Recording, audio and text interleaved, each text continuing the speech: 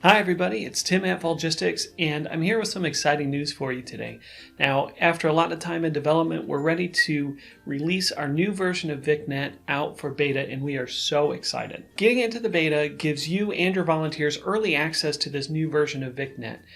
And your feedback in this stage is going to be very important to us as we finalize these updates for a general release. So it's a great opportunity to check it out and see what's new and let us know how we can make it even better.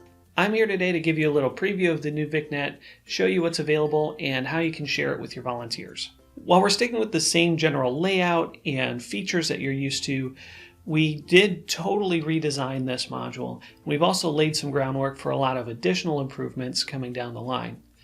Although it's not an app yet, everything in the new VicNet is responsive and mobile ready, so it will work well no matter what size screen or device you're working with. As you explore the new features, our developers are ready to address any issues you find quickly, so please let us know if there's any trouble you run into at all. During the beta period, you can choose just to use the old VicNet, just the new VicNet, or both, depending on what you want to do. So you can choose to have some of your volunteers try it out before you get everybody switched over to it.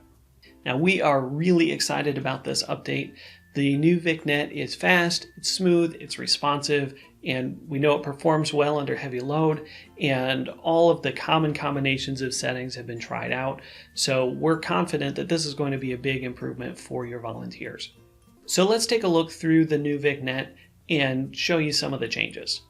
Obviously, the first change you'll find here is the login page, but you have the same familiar features as before, and you'll still use the same email address and password you used in the legacy VicNet to log in here. Now, once I'm logged in, things really start to look different. If you're used to the legacy VicNet, you'll already be familiar with the navigation here. The Home tab has very similar options for the boxes and content. One thing that's new here is the menu in the top right. This shows my profile picture, so I know I'm logged in as myself. This also provides quick links to get to my profile or update my password. In addition, if I share credentials with another volunteer or if I'm also a coordinator, I'll be able to easily switch between those. This means less logging out and then right back in, which will be really helpful for users with multiple records. Next, we'll look at the mail page, but before I click there, I want to point out this notification icon here. This lets me know as soon as I log in that I've got an unread message here, so I'm much more likely to see those when I visit VicNet. But once I'm on the mail page, like before, I can receive messages that you've sent, but it looks much more like a regular email inbox now, with messages listed on the left and content displayed on the right. If you remember, we also recently updated the email editor, so you've got a lot more options for making these messages visually appealing. Moving on to the profile page, again, it should look pretty familiar, although it's divided into collapsible sections now rather than just headings. But it's also better at highlighting missing required fields. Another feature we're working on here is the ability to rearrange the fields within each section, so keep an eye out for that announcement when it's released. Now, we really focused hard on the schedule page during much of the redesign process to add many visual and functional improvements. Like before, I've got a monthly calendar view and a daily view. The daily view now looks more like other modern calendar apps, so volunteers will see the colored bars when they're scheduled and for other available shifts. And you can also show other scheduled volunteers here. In addition, we've added a weekly view, which again includes the colored bars. My favorite new feature here is the agenda view, which shows my shifts in a list and makes it much easier to read when there's a large amount of information to show. Plus, there's a filter here, which makes it easy for me to choose what I'll see on the schedule. Now, if you're used to the list view of the schedule with the checkboxes, we've got you covered there too. Like before, I can sign up for multiple shifts at once and even remove myself. We also added a filter here so I can quickly look for specific things. The Printable View has been greatly improved as well, allowing me to print out my schedule using the same format that's displayed here, filters included. So hopefully you won't need to spend as much time or paper printing out schedules for your volunteers. On the service history page, I see the familiar yearly summaries here, but I'll see a lot more detail when the years are expanded. You can choose which columns appear, making it much more useful for your volunteers. I'll also be able to print all my service or just 1 year, which might mean you won't need to run as many individual reports for volunteers who need to submit hours for credit. On the timesheet page, I can add time that I've served, and like before, I'll see the 5 most recent service entries. You can also control who sees this page and what service information they'll need to enter. The account page shows options for me to reset my password and to manage my text message preferences. Beyond the visual changes here, I wanted to show you some of the cool functions that are actually just a side effect of the way we designed VicNet.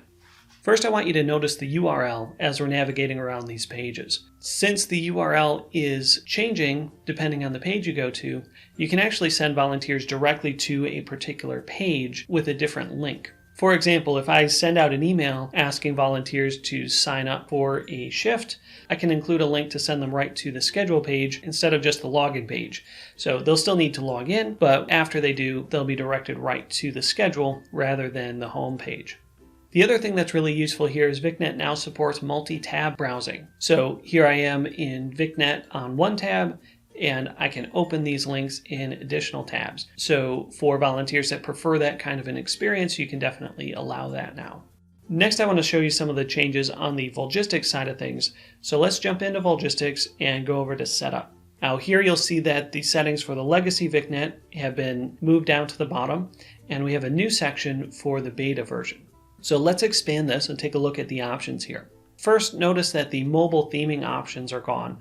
With the new VicNet, these are no longer separate, and all of those options appear on the brand new theming page, which we're also very excited about. This is a particularly fun feature and gives you really granular control over the appearance of the VicNet portal. As you can see, you can get very detailed here with the colors you'd like, so you can really make VicNet match your organization's branding. Over to the right, you'll see a preview section, so you don't need to log into VicNet and refresh to see what your changes will look like. There are even different views here to quickly get a feel for the current theme on different size devices. To help show off this customization, we've also got a series of predefined default themes, including some dark mode options if you're into that. You're definitely not limited to these options, so feel free to just use these or use it as a base and tweak it a bit, or just come up with something totally custom. The preview to the side here is going to be really helpful in seeing what it'll look like in different views before applying it to your volunteers. Now, if you've done a lot of customization in the legacy VicNet, you know that these tabs and buttons were just images and you could upload your own. But now there's stylized text, so instead of uploading a custom image, you would just define the colors here and then use the buttons page to customize the text. The other pages here are all a bit shorter, but they include most of the options you're familiar with, aside from a few things that were added to the schedule page and the service history page. So now that we've seen some of these changes, both in VicNet and in Volgistics itself, we want to see how can we actually try it out. Expand the new VicNet section, go into ground rules. Near the bottom here under links, you'll see the URL for VicNet. You can add this to your website, or you can just send it to the volunteers that you'd like to try it out. As I mentioned at the start, during this beta period, we really need a lot of your feedback. So if you run into any problems or have any suggestions for making VicNet even better, please let us know.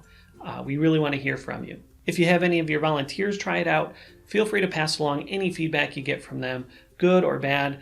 We want to make sure that it is a really positive experience for your volunteers, because if your volunteers like it, they'll use it more, and if they use it more, you'll have less work to do inside Volgistics. We are committed here to continuing to update VicNet and Volgistics itself to add new features and make it easier to use, both for you and your volunteers. So this has been a huge project for us, and like I said, we are so excited to launch it. So try it out and let us know what you think, and we really hope to hear from you soon. Thanks.